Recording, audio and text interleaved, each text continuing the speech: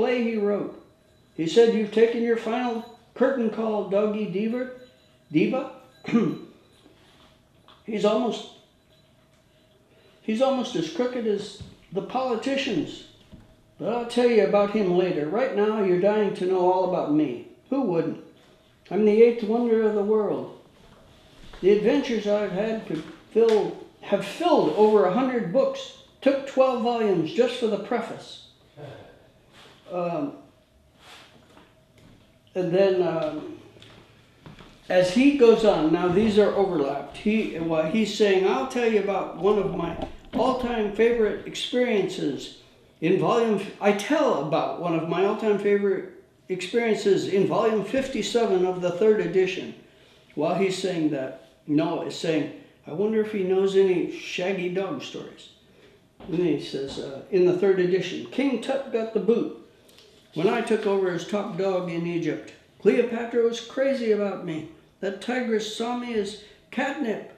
Who could blame her? She was used to conversing with mummies. I speak 52 languages. Now we've got simultaneous again. He's going on with, did I ever tell you about the time I was giving lectures on advanced writing techniques? Well, he's saying that. Trudy is saying, I could listen to him all night, but I'm getting sleepy. And Noah holds up this sign, end of day 1. And then he goes on with writing works. Oh, okay. Advanced writing techniques. At the Iowa's Writers Workshop, their lucky day, you could, now again we got overlap here, he's going, you could put all their knowledge of writing in a thimble and have room left over for a copy of the Bhagavad Gita. While Trixie is saying, he's still talking? Because the lights have gone down, and now they've come up. Oh, here, yeah, this is the day. So he's saying end of day 1, and that's night. So then he gets to here where he's looking at the book while he was saying this about the Bhagavad Gita. Right. And she's saying, he's still talking? Interesting. And then when he says the Bhagavad Gita, she says, a book about bugs? And Noah says, yes. And Bhagavad Gita, which, by the way, I consulted on. Well, actually, I just about wrote the entire thing. And then Trixie is saying, just at the end of that, she's saying, what do you want for breakfast? And then he comes in, the dog comes in with milk bones would be nice. And then Noah. So these are alternates. Mm-hmm. You know, what do you want for breakfast? Milk bones would be nice. How about catfish? Don't even mention the word cats. They just piss me off. I want to smack them. And then he goes on with his monologue. Did I mention that I can see the future? Now we've gotten to this. I can see the future. In a few thousand years, I'm going to help some dizzy-headed guy named Walt create cartoons with talking animals. How? By giving him the lowdown on everything from cocker spaniels to crocodiles. And then day 2 comes up. And then there's night. And then, he goes on during the night and he's saying, then, what's he going to do? He's going to give top billing to some squeaky-voiced, cheese-brained mouse, the louse. And then talk about adding insult to injury. He's going to bring some no-name, ill-tempered duck into the picture. If it's one thing I can't stand, it's a duck with an attitude. Oh, not yet. Okay, so that's all during the night. And then, again, we got overlap. Still, those will be great days. Lots of dogs will make it big then, and I'll train most of them. Rin Tin Tin, White Fang, Spot, Old Yeller, Yukon King, Lassie, Toto. And she's saying, with talking dogs, I prefer the strong, silent type. Does he ever stop? And Noah says, not yet. And he goes on with, in fact, they'll want me to play Toto in the Oz movie, but I'll quit when they refuse to let me sing a duet with Judy on the Rainbow Song. And now we got the simultaneous again, where he's saying, But I did say that I'd tell you more about Captain Swindler. And Noah is saying, he talks almost as much as your mother. And then we got this. She's chasing him. And you know what I thought of? I'm not going to do it because it's too much work, but cutting a cardboard image out of this and this, with and then riveting a wheel in the back of it with the legs. Yeah. And then putting these two little cardboard, running them across the bottom, so the wheel, the legs appear to be running while. But see, I think the gesture of this is just perfect. I would not mess with this at all. I think it's just where it needs to be. Yep. Okay. Well, anyway, that, it would be a lot of work, but I thought of it. Yeah. Okay. So then, where are we? Cartoon talking total. Yeah. Okay. Long pause. Oh, I did say I'd tell you more about Captain Swindler, and he's saying she talks almost as much as your mother. Okay. And now while he's yelling, he's running. He's yelling, just kidding. And he's saying, Captain Swindler, the con man, he sold Captain Hook a shiny new hook. It was made out of paper mache covered with tinfoil. He told terrorists he was an arms dealer and sold them 20 crates of arms from mannequin arms. And in the meantime, Noah's, after he's saying, just kidding, he's saying, maybe he's practicing for a filibuster. And Trixie is saying, look, Noah, all the animals are covering their ears. Noah? Yeah, it just occurs to me this thing where you say 20 crates of arms from mannequins. The next line, mannequin arms, you might consider leaving that out because the joke is already done in a sense. Does that make sense? I mean, it's not a big deal, but it's kind of like you've already got the laugh basically. Yeah, maybe, probably right there. Okay, so he's saying, "Oh yeah, all the animals are covering their ears," and she looks at him and she's saying, "Noah, Noah." And she looks at him, and he's got his ears plugged too. Okay, and now he's saying, Wall Street Bankers Club kicked him out for dishonesty. And she holds up a sign, end of day. Oh, this comes out actually. I should put that in there. But there's the picture of the hook starting. And then she's putting up the day 3, and he's saying, the Wall Street bankers kicked him out for dishonesty. Okay, and then he's saying, too dishonest and then he's for Wall Street bankers. And this may be speeded up where we go through the days. And then he's saying, he's considered heartless by Republicans. Are you getting all this down?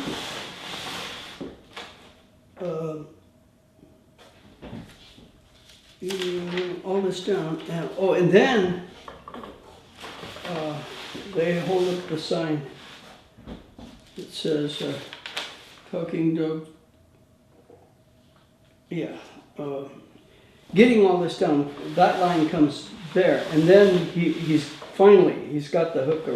Now he's getting pulled, and as this comes out, and then the lights go down, and then you still hear him talking. He's saying, "Hey, whose leg do I have to hump around here to get a couple of milk bones?" Well, what do you expect when you hang out with circus people?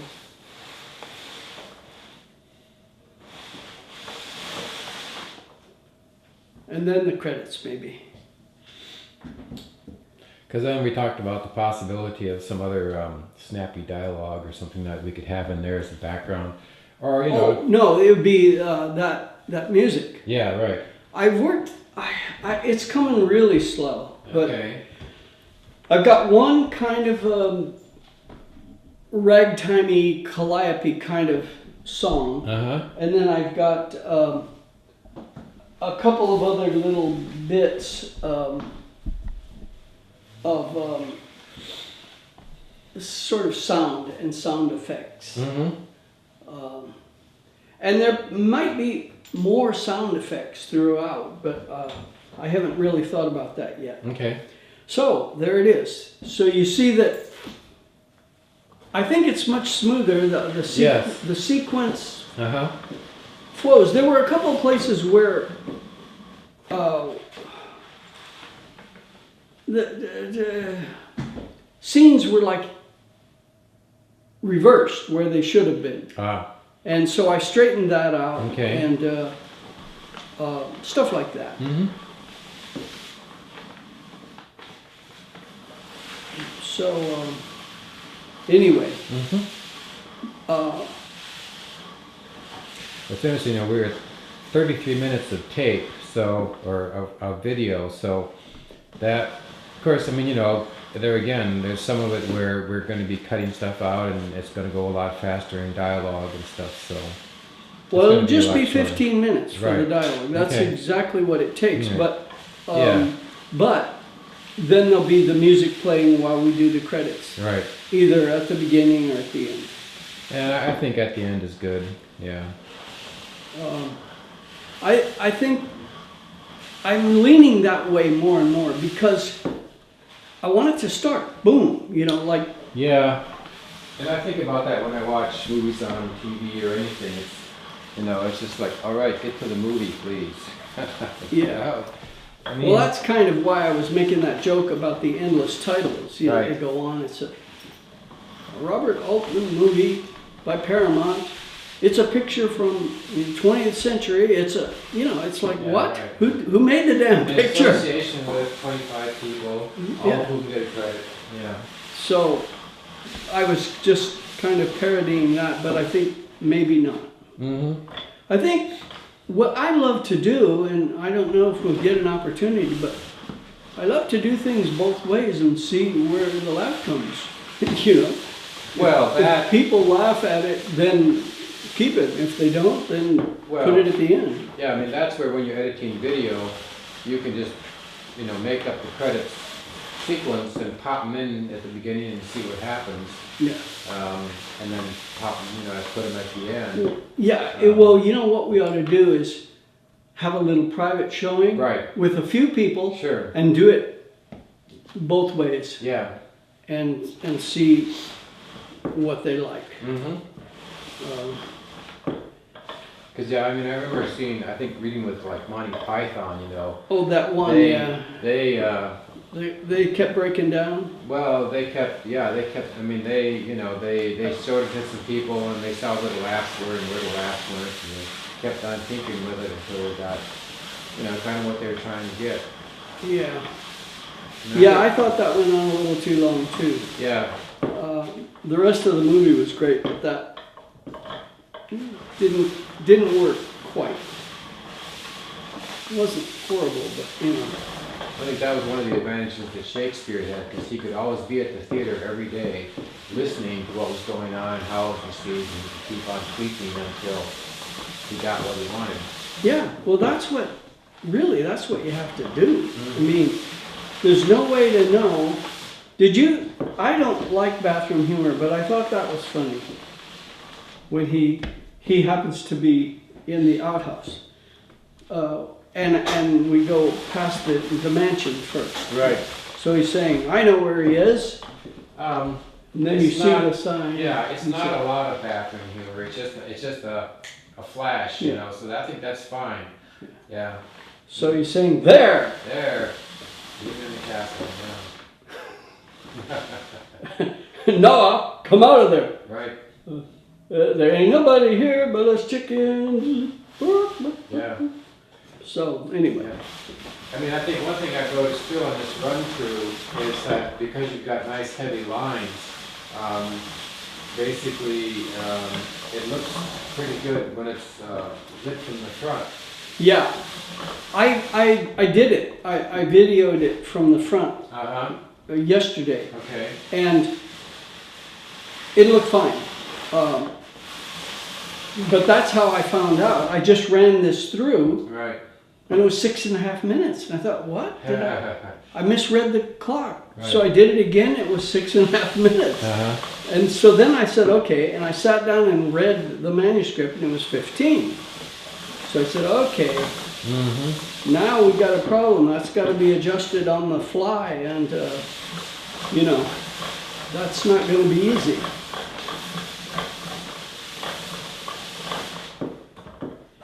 Well, there it is. Okay. So, Yeah, because that's, you know, I mean, that is much, yeah, it's like in terms of just a cranky version, that is much better. yeah. And you know it better, so that's fine. And when we come to the film version too, I think the illustrations you've got now will work very well in that, and we can see what, if anything else we need, but I wouldn't worry about that right now. So yeah, this is excellent progress. Well, I started, you know, when I started to go through it again, I was saying, okay, I've got to cut this down. Uh-huh. And I ended up making it longer. But, Oh, really? but Well, you know, at first it was just Noah. yeah. You know, who Right. is it? Well, it tells you what the story is, but it's not a laugh. So this way, if he's saying Noah, I know where he is. Right. He's in the outhouse, you know. Yeah, well, the thing is that, you know, And, when you've got it, when it's longer than you want, then you can cut out anything that doesn't seem as strong as some of the other parts. So Yeah, I think that's cool too. yeah. But I was kind of shocked when I got done and found that I had made it maybe a minute longer instead of 2 minutes shorter. Mm-hmm. And, Yeah. How would you know? You know, I mean, you got to Yeah. create first and criticize second. You know, Yeah. always. Yeah. well, I went to, you know, that when was it? December, the film festival and several of those were 17 minutes, 18 minutes. A lot of them were 8 and 10, but which I think is better to get it in at 10. But Well, but it's okay. 20 minutes is not too much, and you know. Also, when you think about putting something out on a 4-pay basis, 20 minutes for $1, you know, that's because I think you can have a situation. You know, the possibility is a situation where you put it out. If you get a lot of hits, then you move it to a 4-pay kind of area. You know, and I think you have to build the audience first, but. Then once you do, then you can shift it and you can put a tease someplace else and say, you know, to hear the full story, go to Vimeo, whatever, and pay $1. yeah. So, that's what I've been able to do. No, it's looking good. So, yeah, I think for the, you know, the cranky only version, that's in pretty good shape. I mean, you maybe see a few more things, but I would like, as soon as we can, I guess we have to wait for Anna, but I would like to start kind of getting people to read it, to get an idea. I know,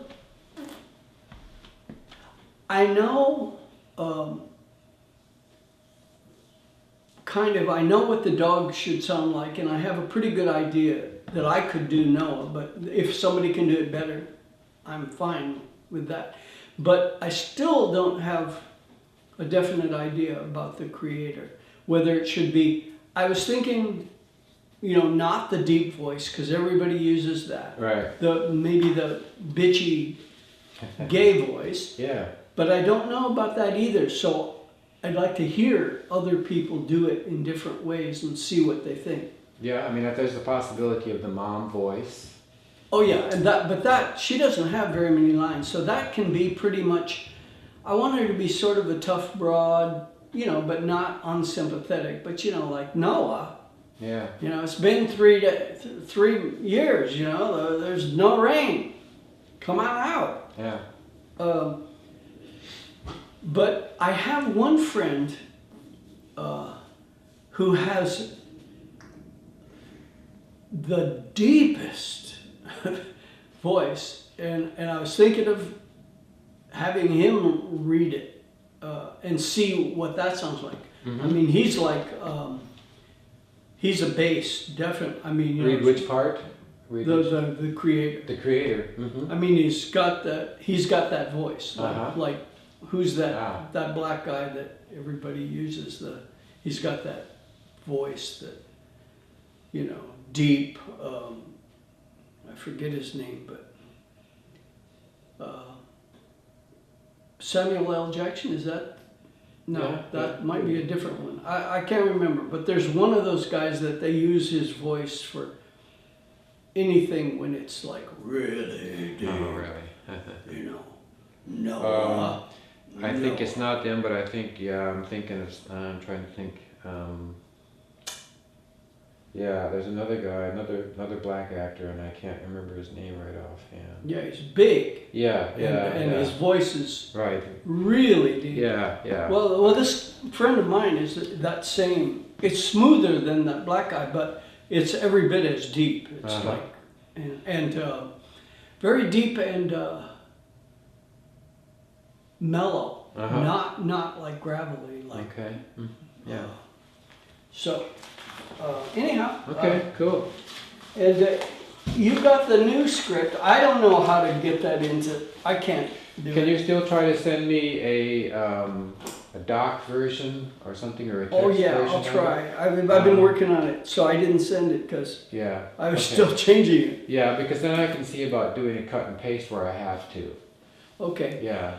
Why would we want to use the Celtics? Well, because when we do the movie version of it, basically, we need that as our organizing principle. It's like, you know, I mean, I did the breakdown sheets, and I'll be doing more pre-production work with strip boards and things like that, and that's where the Celtics and all those folks come in handily. So that's the main reason. Okay. Yeah. But when we get to the overlapping dialogue, we're going to have to. I mean, it's not going to work unless we can just type a separate sheet of that because I want those. Yeah. When Well. he's saying 3 lines that are essential, and then he's saying 3 lines that are not. And if Right. she doesn't come in at the right point, Right. you're gonna miss the essential, and Yeah. so you know it has to be. And boy, I worked on that for all day. I must have worked on that for 20 hours, redoing just when. You know, I cut out some of the things that they were saying, both of them. I added things to make it so that I could move the Right. essential overlaps to where it wasn't essential for him. And it was a hell of a job. Well, that's where, you know, in a sense, you can't put that on paper. You can know, and that's where when you get to the actual production, you say, okay, we know that at exactly this place, Trixie has to chime in. And, Well, it is and we pretty have much. to mic it, yeah, and we can indicate that. I mean, we can have another piece of paper or a drawing or something like that where we say, okay, we know this is simultaneously, you know, we'll have enough separation and we'll have 2 mics or whatever it is, and so that we can, you know, pan one way or the other or something like that, you know, pan or take the volume down on the channel, something like that, and cover that. So Yeah. yeah. And that's where you weren't there Wednesday. Elizabeth Rice has come back into the loop.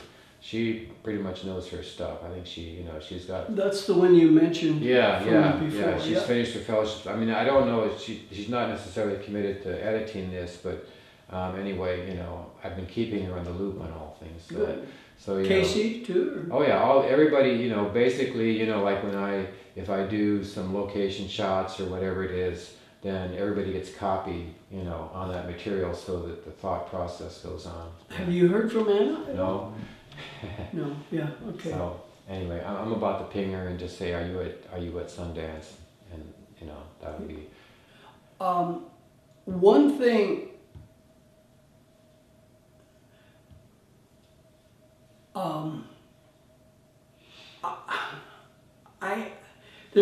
I have 2 different opinions on. One thing is I wish we could find or build an outhouse looking thing. You know, but we can use this cut in for that part. And then the mixed feeling is that when we're looking at Noah working,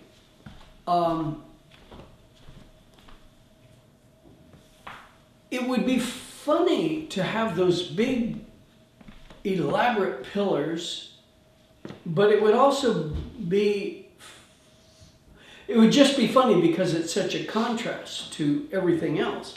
But it would be more appropriate to just have a little like outdoor, kind of like a booth like you would see at the farmer's market where he has his rug. Ah, And we could set that up like, you know, in a backyard or a park. and we could also think about using some cutouts for the pillars or something, because I did, you know, I mean, I did find some places downtown, but then, you know, the main thing you've got is the problem with street noise and people walking by. It's very hard Yeah. to do that. And so, yeah, we could make some cutouts. We could even look for, you know, whatever. I mean, you know, you take something that like this and just kind of make it large or something. So there's ways to fake that, and kind of reduce our production problems. Or we could, I suppose, make some simple props to use, True. or flats. Yep, I think so. Simple ones. Yeah, yeah. You know, just like a cardboard or, I don't know what that stuff, I don't know what they call it. It's like a heavy paper over about 1/8 of an inch of foam. Yeah, it's foam core. Yeah, Those. yeah. So for some things, yeah. I mean, that's, you know, you don't want to use it for large surfaces because it's not cheap. But, you know, yeah, I mean, we could find some old, you know, it depends upon how big they have to be, find some old cheese. I've got acrylic paints and things like this, so, you know, we make a cartoon and blow it up, whatever it is, you know, there's ways to get at it. Or green screen for some of it, maybe, yeah. Yeah. Okay. Well, Great.